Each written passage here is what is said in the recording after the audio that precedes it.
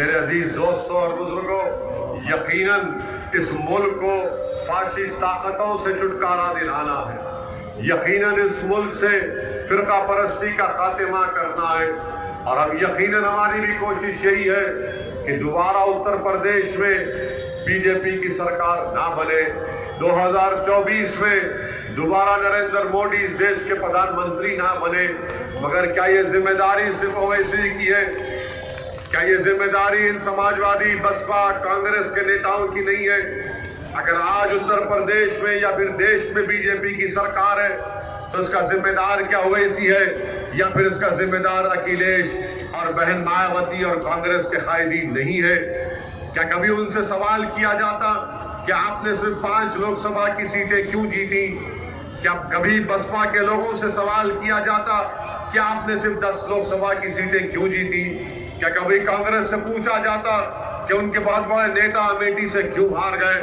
आज सिर्फ सवाल अगर किससे किया जाता है तो हमसे किया जाता है, असदुद्दीन ओवैसी से सवालात पूछे जाते हैं। मेरे अजीज दोस्तों और बुजुर्गों, एक तरफ हम पर इल्जाम लगाया जाता कि हमारे लड़ने से बीजेपी को फायदा होता, तो दूसरी तरफ बीजेपी ये कहती है कि ओवैसी फिरका परस्ती को फरोग दे रहा है, और तीसरी तरफ ये देखा जाता है कि हमारी गाड़ी पर 4-4 गोलियां चलाई जाती हैं। बताइए आप, आखिर गोली चलाना क्यों हम पर किया गया? मगर इस पर भी कोई जवाब नहीं दिया जाता। मेरे अजीज दोस्तों, मेरी इज्जतदार माँ और बहनों, ये हिस्सेदारी की लड़ाई है। आपके वोट की कोई अहमियत नहीं रही आज। अगर आप ये समझ रहे हैं कि मेरी वोट की बड़ी अहमियत है, कोई अहमियत नहीं है, इसलिए कि इन लोगों ने आपके दिलो दिमाग में इस बात को डाल दिया कि बीजेपी का डर दिखाओ और इनके वोट बटोरते जाओ। बताइए आज आप, मैंने वो तस्वीर जब कभी भी देखता हूं कि यहाँ के मुरादाबाद के सांसद खड़े हुए हैं और समाजवादी पार्टी का एक बहुत बड़ा नेता कुर्सी पर बैठकर पैर पे पैर डालकर खड़ा है और ये उसको कुछ कागज उसके हवाले कर रहे हैं। ये नजारे देखकर क्या आप ये अंदाजा नहीं होता कि आपकी कोई अहमियत नहीं है? अगर आपकी वोट की अहमियत उसी वक्त होगी जब आप यहाँ से हमारे उम्मीदवार वकील रशीद के हक में वोट का इस्तेमाल करेंगे। जिस दिन यहाँ से आप वोट डालने वालों के बजाय वोट लेने वाले बन जाएंगे, आप देखेंगे कि सपा के नेता खड़े नहीं होंगे, आपकी घर की चौखट पर आकर आपसे माफी चाहेंगे, मगर वो मिजाज आपको पैदा करना पड़ेगा। मैं आपसे अपील कर रहा हूं कि अगर आप ये समझ रहे हैं कि उत्तर प्रदेश में समाजवादी बीजेपी को रोक पाएगी तो आपका फैसला गलत होगा। अगर आप समझ रहे हैं कि कांग्रेस बसपा रोक पाएगी, नहीं। अगर आज आप भागीदारी परिवर्तन मोर्चा का साथ देंगे तो यकीनन बीजेपी को हम रोक पाएंगे और आप अपनी हिस्सेदारी की लड़ाई में न सिर्फ हिस्सा हासिल करेंगे बल्कि आप अपनी सफों से एक कायद को बनाएंगे, एक लीडर को बनाएंगे, एक नेता को बनाएंगे।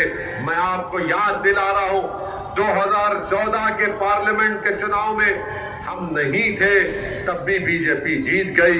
2017 में हम करीब सिर्फ 30 विधानसभा की सीट पर इलेक्शन लड़े। उत्तर प्रदेश में 400 सीटें थी और कांग्रेस सपा मिलकर लड़े, तब भी वहां पर बीजेपी कामयाब हो गई। 19 में भी बीजेपी कामयाब हो गई।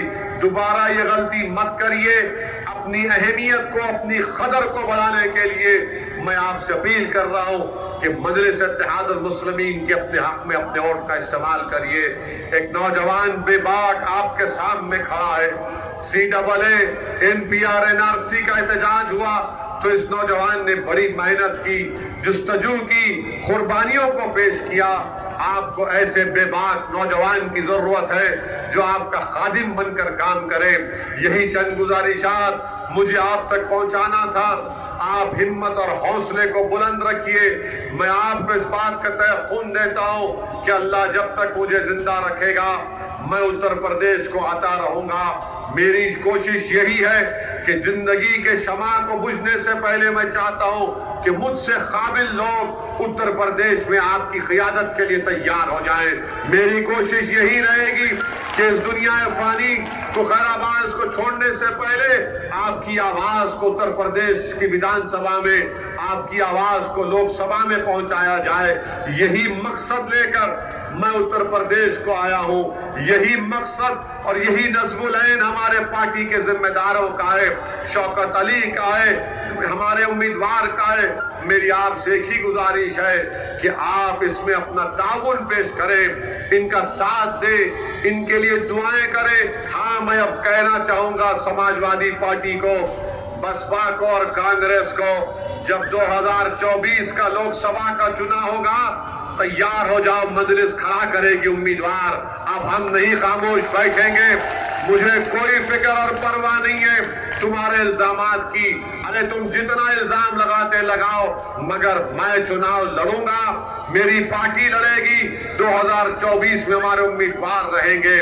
میرے عزیز دوستوں اور بزرگوں، ہم جب چناؤ نہیں لڑے تب بھی ہم پر انگلیاں اٹھاتے ہیں، مگر مجھے اس کی کوئی فکر نہیں ہے۔ انگلیاں اٹھاؤ، الزام لگاؤ، مگر مجھے اس کا کوئی فرق نہیں پڑتا۔ جب ظالم کی گولیاں میرے عزم اور حوصلے کے سامنے پھیکی پڑ گئی تو تمہارے الزامات کی بھی کوئی پرواہ نہیں کروں گا۔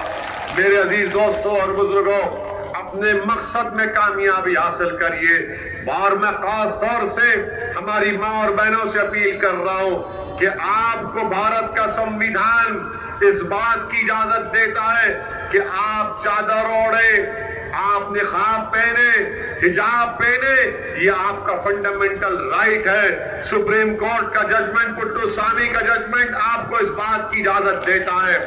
ڈرنے اور گھبرانے کی ضرورت نہیں ہے، یہ زمانہ یہ سمجھ رہا ہے، اور خاص طور سے جو اپنے آپ کو لبرل لوگ بولتے ہیں، جو اپنے آپ کو بی جے پی سے وابستہ ہیں، وہ یہ سمجھتے ہیں کہ ہمارے لیے یہ حجاب اور نقاب اور چادر اوڑھنا یہ ہماری پسماندگی کی نشانی ہے۔ نہیں، یہ ہماری پسماندگی کی نشانی نہیں ہے، یہ ہماری ڈگنیٹی کی نشانی ہے، یہ ہماری پہچان ہے، اور اپنی پہچان کے ساتھ جیئیں گے۔ میں سلام کرتا ہوں اس نوجوان لڑکی کو جس نے کل بڑی بہادری کے ساتھ ان نوجوانوں کو جواب دیا۔ میں آپ سے بھی اپیل کر رہا ہوں کہ ہمت اور حوصلے کو بلند رکھیے، ڈرنے اور گھبرانے کی ضرورت نہیں ہے۔ جب دنیا میں آئے تو ایک ہی بار مریں گے، دو بار نہیں مریں گے، تو زندگی اپنے اصولوں پر گزارو اور دیکھو کہ تم کو کیا کام کر رہے ہو۔ یہ سماجوادی پارٹی یہ کبھی آپ کو اپنا مقام نہیں دے گی۔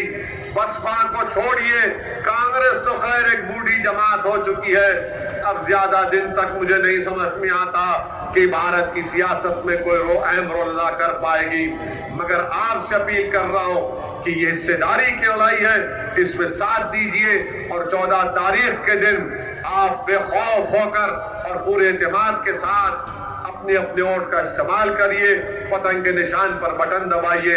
شکریہ، السلام علیکم ورحمۃ اللہ وبرکاتہ۔